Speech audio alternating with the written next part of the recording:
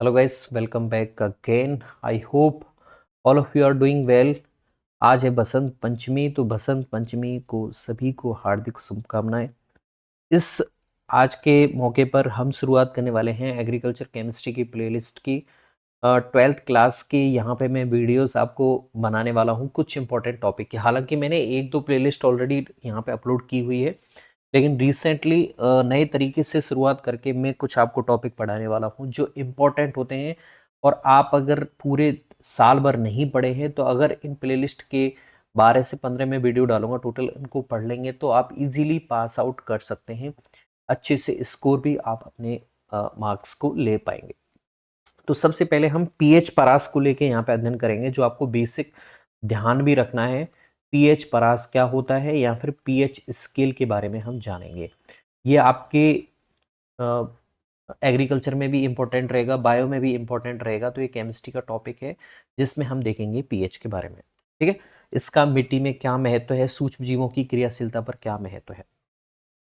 तो देखिए, पीएच जो स्केल है, सबसे पहले आपको पीएच का मतलब पता होना चाहिए। पीएच होता है -log H+, या हाइड्रोजन आयनों की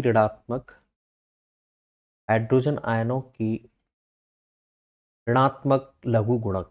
ऋणात्मक जो लघु गुणक यानी कि लॉग जो होता है उससे आप बोलते हैं पीएच। ठीक है, अब पीएच जो स्केल होता है वो होता है आपके 1 से लेके 14 तक, जिसमें आप पता कर सकते हैं आपकी मिट्टी या फिर पानी जो है वो अम्लीय है, उदासीन है या क्षारीय है, और उसके आधार पे आप उस पानी का यूज कर सकते हैं। देखिए, हमारे यहाँ पे जो खेती की जा रही है इससे आप बोलते हैं जो पुराने टाइम से पुरातन खेती है, जो पुराने टाइम से चली आ रही है। लेकिन अगर आप आज के टाइम पे खेती करेंगे तो आपको एक बेसिक आइडिया होना चाहिए एग्रीकल्चर का, तभी आप जैविक खेती कर पाएंगे। रसायनों को पीछे छोड़ के आप कई चीज़ों को आगे कर पाएंगे, तभी आप क्या इकोनॉमिकली रूप से ग्रो कर पाएंगे, और आप जितनी जनसंख्या है उसके लिए खाद्यान्न उपलब्ध करवा पाएंगे। ठीक है, क्योंकि जनसंख्या बहुत ज़्यादा है और हमारा जो क्षेत्रफल है वो उसके हिसाब से कम है। तो इसी वजह से हमें सारे रासायनिक जो सिद्धांत हैं उनको भी यूज में लाना चाहिए, और हमारी खेती को हमें क्या करना चाहिए, मॉडर्न करना चाहिए, आधुनिक। ठीक है, अब आधुनिक तक का मतलब ये नहीं है कि आप पुरातन चीज़ों को बिल्कुल भूल जाएं, उनको संरक्षित रूप से आपको मिट्टी का क्या करना है, बढ़ाना है। मिट्टी का भी संरक्षण उसमें बहुत जरूरी है। तो पीएच जो होता है वो हाइड्रोजन आयनों का ऋणात्मक लघु गुणक होता है। अच्छा, चलिए पीओएच क्या होता है। तो पीओएच होता है -log OH- आयन, यानी कि हाइड्रोक्सिल आयनों का ऋणात्मक लघु गुणक। इतना सिंपल आपको आना चाहिए। ठीक है, अब मैं 12th लेवल के हिसाब से बता रहा हूं और यही आपके जेट में आता है। और अगर आप कोई सा भी एग्जाम की तैयारी कर रहे हैं तो पीएच तो बहुत इजी है, जो जनरल साइंस का भी टॉपिक हो जाता है। ठीक है, तो पीएच और पीओएच जब दोनों को जोड़ते हैं तब हमारे पास में एक संख्या आती है जिसका मान होता है 14। कितना होता है, 14।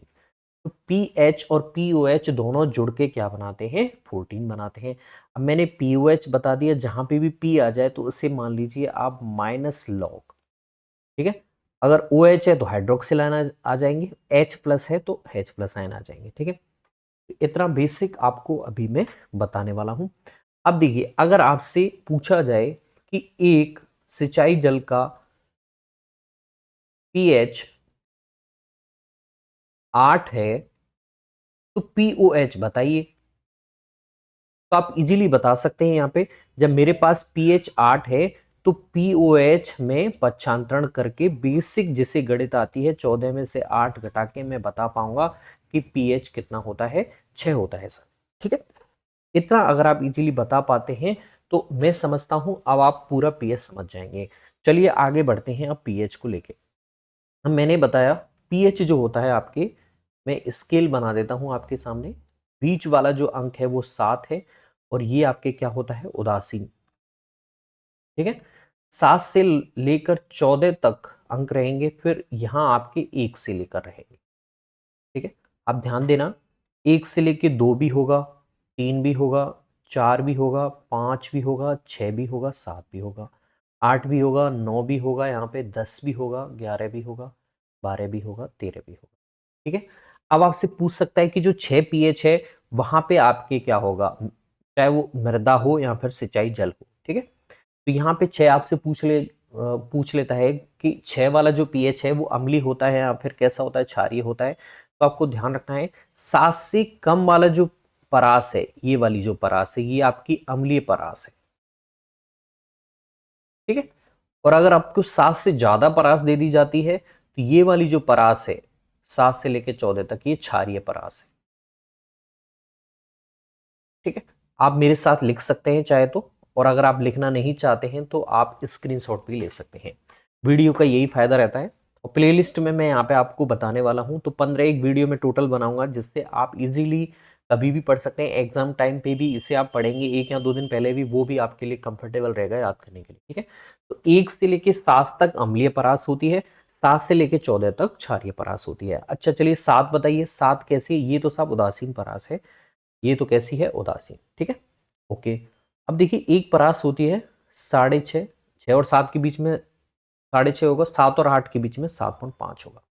अब आपसे पूछा जाए सूक्ष्म जीव सबसे ज्यादा कौन सी पीएच पे काम करते हैं, तो ये जो परास है 6.5 से 7.5 के बीच में सूक्ष्म जीव सबसे अच्छे रूप से एक्टिव होते हैं। तो ये आपकी सबसे उचित परास है खेती करने के लिए। तो आप कोई सी भी खेती करना चाहते हैं वहां पे लगभग उदासीन होनी चाहिए, ना तो वो ज्यादा अम्लीय हो ना वो क्षारीय हो। उदासीन पीएच वाली जो मिट्टी होती है वो आपके लिए सबसे बेसिक होती है। और ह्यूमस जो होती है आपकी, उसकी परास भी लगभग इसकी होती है आसपास। ठीक है। अब देखिए अम्लीय परास हो गया, क्षारीय परास हो गया, आपको पता चल गया कि जैसे आप 7 से ऊपर चलते जाएंगे तो आपको क्षारीय परास मिलेगा। अच्छा चलिए आपसे एक और चीज पूछी जाती है कि प्रबल अम्ल क्या होता है साहब, और दुर्बल अम्ल क्या होता है, और एक होता है प्रबल क्षार क्या होता है, ये भी आपको पता होना चाहिए, और दुर्बल क्षार क्या होता है। ठीक है। देखिए आपको ध्यान रखना है, जैसे जैसे आप 7 की तरफ बढ़ते जाएंगे तो अम्ल आपके दुर्बल होते जाएंगे। ठीक है। तो ये वाले जो अम्ल हैं, जैसे इधर बढ़ते जा रहे हैं, आप 7 से 1 की तरफ बढ़ते जा रहे हैं, तो आपको प्रबलता बढ़ेगी अम्ल की, क्योंकि परास अम्लीय है, तो बेसिकली अम्लता की प्रबलता बढ़ेगी। अब जैसे जैसे आप क्षारीयता की तरफ बढ़ते जा रहे हैं, 7 की तरफ बढ़ते जा रहे हैं, तो इधर वाले आपके कैसे मिलेंगे? आपको दुर्बल अम्ल मिलेंगे। ओके। ओके।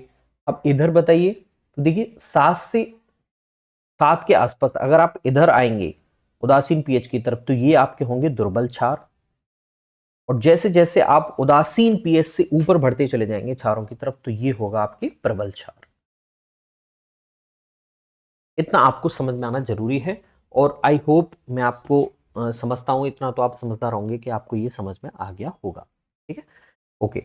यानी कि 7 की तरफ आप जैसे जैसे बढ़ते जाएंगे तो वहां पे आपको दुर्बल अम्ल और दुर्बल क्षार की परास मिलेगी आसपास, और जैसे जैसे आप 7 से दूर होते जाएंगे तो अम्लता की भी परास बढ़ेगी, और 14 की तरफ जाएंगे तो क्षारीयता की भी परास बढ़ेगी। ठीक है।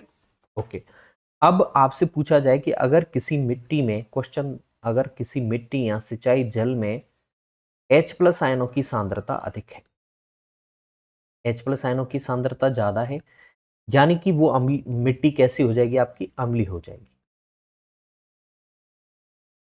क्यों होगी? क्योंकि H+ बढ़ा है, तो हमें सूत्र से पता है pH बराबर -log H+ होता है जी। होता है कि नहीं? जब H+ बढ़ा है तो pH भी बढ़ना चाहिए था, लेकिन ये जो ऋणात्मक चिन्ह है ना, ये पूरा सिस्टम उल्टा कर देता है, और इसी वजह से ये बढ़ के नहीं घट जाता है। यानी कि H+ और pH आयन एक दूसरे की व्युत्क्रमानुपाती हैं। अगर आपने H बढ़ाया है तो आपको pH घटाना पड़ेगा, तभी आपको मिट्टी अम्लीय प्राप्त होगी। ठीक है। ओके। अब जैसे pH घटा है तो आपको पता है POH बढ़ेगा, तभी आप 14 कर पाओगे। जैसे मान लीजिए आपके पास में 8 था पहले, तो इसका POH 6 होके 14 हो गया। अब आपने pH कम कर दिया, तो 8 से कम कितना किया? जैसे मान ली मैंने 6 कर दिया, तब आपको POH को बढ़ाना पड़ेगा। कितना करना पड़ेगा? आपको 8 करना पड़ेगा, तभी आप इसे 14 कर पाएंगे। ठीक है। इतना आपको समझ में आना जरूरी है। चलिए आगे बढ़ते हैं, कि मैंने बताया अगर H+ आयनों की सांद्रता बढ़ेगी तो pH कम हो जाती है, और जब pH कम हो जाती है तो हम पहुंच जाते हैं इधर, एक की तरफ पहुंच जाते हैं, और एक की तरफ पहुंचेंगे तो आपकी अम्लीयता तो बढ़नी ही स्वाभाविक है। ठीक है। चलिए आगे बढ़ते हैं। ओके। आपको इतना पता चल गया ये जो आपको अंतर है, और क्यों क्यों बढ़ा है, जबकि हमने सूत्र में देखा था पीएच और एच प्लस तो ये तो बराबर में समान होने चाहिए थे। समान होते अगर ये माइनस नहीं होके प्लस होता, लेकिन ये माइनस साइन है ना, ये उल्टा कर देता है सिस्टम। जैसे ही एच प्लस बढ़ेगा तो ये घट जाएगा। उसी तरह से आपके लिए सामने एक और सूत्र होता है pOH minus log O H minus ion की सांद्रता। तो यहाँ पे क्या होगा, जैसे ही आप हाइड्रोक्सिल आयन बढ़ाओगे तो पीओएच घट जाएगा। ठीक है, क्योंकि दोनों कैसे हैं समानुपाती, ऋणात्मक चिन्ह के साथ समानुपाती हैं, तो ये सिस्टम उल्टा कर देता। अगर मैं पीओएच को इस तरह से लिखता, माइनस नहीं लिख के प्लस लॉग लिखता ओ एच आयन, तब आप बोल सकते थे कि हाइड्रोक्सिल आयन बढ़ेगा तो आपका पीओएच भी बढ़ेगा। लेकिन यहाँ पे माइनस जो चिन्ह है ये बता रहा है कि जैसे हाइड्रोक्सिल आयन बढ़ेगा वैसे ही आपकी पीओएच घट जाएगा। तो यहाँ पे मैं लिख सकता हूँ ओ एच आयनों की सांद्रता जैसे ही बढ़ेगी तो पीओएच आपका कम हो जाएगा। ठीक है, और जब पीओएच कम होगा तब आपको पीएच बढ़ाना पड़ेगा। तो ये आपको ध्यान रखना है। अब मैं आपसे क्वेश्चन पूछता हूँ कि अगर मैं पीएच कम कर देता हूं तो H प्लस आयनों की सांद्रता पे क्या इफेक्ट पड़ेगा, साथ में पीओएच की सांद्रता पे क्या इफेक्ट पड़ेगा, यहां पर क्या इफेक्ट पड़ेगा। तो आपको सिंपल पता है, जब पीएच घटाएंगे तो H प्लस की सांद्रता तो क्या होगी, बढ़ेगी। ठीक है, और जब पीएच घट रहा है तो पीओएच को क्या होना पड़ेगा, ज्यादा होना पड़ेगा, तभी आप उसे 14 कर पाएंगे। तो यहाँ पे आप बता सकते हो कि H प्लस और पीओएच पे क्या इफेक्ट पड़ेगा। चलिए आगे बढ़ते हैं। अब आपसे क्वेश्चन आते हैं, जो आपके एग्जाम में क्वेश्चन आ सकता है वो इस तरह से आ सकता है कि मान लीजिए आपको जो मिट्टी दी हुई है उसमें H प्लस आयनों की सांद्रता कितनी है, 10 की पावर -3 है, तो इसका पीएच बताइए। तो इसका पीएच आपको बताना है। ठीक है, अब मुझे पता है फॉर्मूला, तो आप फॉर्मूले में रख दीजिए। पीएच मुझे पता है माइनस लॉग एच प्लस होता है। ओके, अब यहाँ पे मुझे पता है माइनस लॉग एच प्लस की सांद्रता यहाँ पे दे रखी है, कितनी दे रखी है साहब, 10 की घात -3 दे रखी है। ओके, इतना आ गया मेरे पास।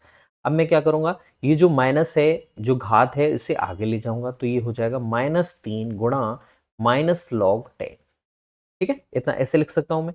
अब माइनस माइनस गुणा करने पे प्लस होता है, तो इसे मैं ऐसे भी लिख सकता हूँ 3 इंटू लॉग की 10, और log 10 का मान होता है 1, तो इसे मैं 3 इंटू 1 भी लिख सकता हूं, यानी कि आपका पीएच आ गया 3। ठीक है, अब आपसे पीएच नहीं पूछ के ये अगर पीओएच पूछ लेता, तो आपने पीएच तो ज्ञात कर ही लिया है। अब मुझे पता है पीएच प्लस पीओएच कितने होते हैं, 14 होते हैं साहब। अब पीएच का मान आ गया 3, तो पीओएच कितना हो जाएगा, पीएच हो जाएगा, पच्छांतरण कर दीजिए, 14 में से 3 गए तो आपके पास बचे 11, यानी कि आंसर आ गया आपका 11। कितना आ गया, 11। ठीक है, अब मैं आपको क्वेश्चन दे रहा हूं जो मुझे आप कमेंट में बताएंगे कि आपका आंसर कितना आया। अगर मैं पूछता हूं आपसे कि अगर पीएच 5 है तो पीओएच बताइए। एक तो क्वेश्चन आपको ये करना है, दूसरा करना है आपको अगर H प्लस आयनों की सांद्रता 10 की घात -6 है तो पीओएच बताइए। ठीक है, एक तो ये दोनों क्वेश्चन आप मुझे कमेंट में बताना है आपको करके, दूसरा आप इसे प्रैक्टिस कर सकते हैं। अब देखिए, अगर इस तरह से नहीं आके क्वेश्चन आ सकता है दशमलव में, जैसे उसने दे दिया कि जो मिट्टी दी हुई है उसमें H प्लस आयनों की सांद्रता 0.001 है, तो पीएच बताइए। बिल्कुल हो जाएगा सर, ये आपको बस इसे 10 की घात माइनस में चेंज करना है। तो देखिए इसे कैसे करेंगे, मुझे पता है पीएच बराबर होता है माइनस लॉग एच प्लस। अब मैं इसे 10 की घात माइनस के हिसाब से ही लिखना चाह रहा हूं, तो 0.001 कैसे होगा, इससे पॉइंट को हटा दीजिए तो आपका आ जाएगा 1/, जितनी संख्या है दशमलव के बाद आपकी राइट साइड पे कितनी संख्या है, 3 संख्या है, तो हम यहाँ पे 3 जीरो लिखेंगे, 1 2 3 और 1, यानी कि 1/1000। अब मैं इसे ऐसे भी लिख सकता हूँ 1/10 गुणा 10 गुणा 10, यानी कि 10 को 3 बार गुणा करोगे तब आपको 1000 मिलेगा। मैं इसे इस तरह भी लिख सकता हूँ 10 की घात 3। ठीक है, अब जैसे ही हर को ऊपर लेके जाओगे तो उसकी घात है वो कैसे हो जाएगी, प्लस होके माइनस में चेंज हो जाएगी, यानी कि हो जाएगी 10 की घात -3। ठीक है, तो आपने क्या किया है, दशमलव संख्या को 10 की घात में चेंज कर दिया है, तो इसका आंसर आ जाएगा माइनस लॉग 10 की घात -3। तो वही इसका pH आ जाएगा, -3 को आगे कर दीजिए, माइनस लॉग 10 और माइनस माइनस प्लस, तो 3 इंटू लॉग 10, और इस लॉग 10 का मान 1 होता है, तो 3 गुणा 1 बराबर 3। ठीक है, तो pH आपका इस तरह से आ गया। दूसरा क्वेश्चन मैं आपको करके बता देता हूं। जैसे मान लीजिए मैंने बताया कि H प्लस आयनों की सांद्रता मेरे पास में 0.01 है, तो POH बताइए। अब की बार आपको pH ज्ञात करना पड़ेगा पहले, फिर आपको फॉर्मूले में लिखना पड़ेगा POH के बारे में। ठीक है, तो मुझे पता है 0.01 को मैं ऐसे भी लिख सकता हूं कि मैंने जैसे पॉइंट को हटाया तो मैं इसे दो, कितनी है दशमलव के बाद में 2 संख्या है, तो मैं यहाँ पे 1 के बाद में 2 संख्या लिख सकता हूँ, 2 जीरो। ठीक है, ओके, ये आपको ध्यान रखना है। अगर दशमलव के बाद में 3 संख्या है तो आपको 3 जीरो लिखनी है नीचे, अगर 4 संख्या है तो 4 जीरो लिखनी है। ठीक है, तो इसे मैं 10 की घात 2 भी लिख सकता हूँ। यहाँ पर इसे जैसे ही मैं ऊपर पहुंचाऊंगा तो ये जो प्लस वाली घात है इसे माइनस में करना पड़ेगा, 10 की घात -2, यानी कि मेरे पास में आ गया 10 की घात -2। तो इसका pH मैं ज्ञात कर सकता हूँ, इसका pH होगा माइनस लॉग 10 की घात -2, -2 आगे आ जाएगा और माइनस लॉग 10, यानी कि 2 गुणा लॉग 10। लॉग 10 का मान होता है 1, यानी 2 गुणा 1 किया तो आपका आंसर आ गया 2। अब मुझे पता है pH और POH का फॉर्मूला मुझे पता है सर। ठीक है, तो मैं कर सकता हूं इसे। अब मैं क्या करूंगा, यहाँ पे pH का मान यहाँ पे रख दूंगा 2।